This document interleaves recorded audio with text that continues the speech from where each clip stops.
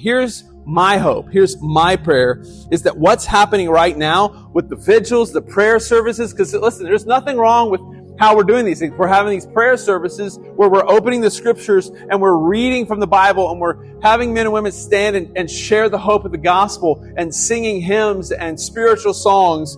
These are not bad things. These are beautiful things.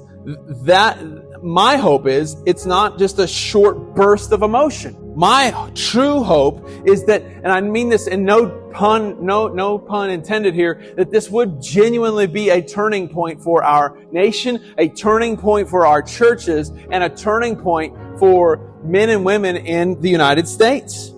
That we would go back to our first love, as the book of Revelation calls it, that believers would take seriously what God has laid in front of them, which is His Word, which is His church, and not just have a momentary fired up flash in the pan moment and then drift back to sleep in our spiritual slumber.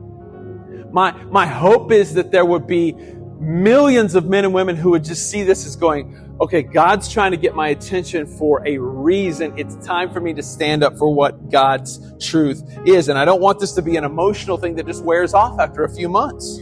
And the truth is, God has placed us in the spaces where we are for such a time as this. The real measure of a moment won't be the size of the crowd today, but what endures over the next several years.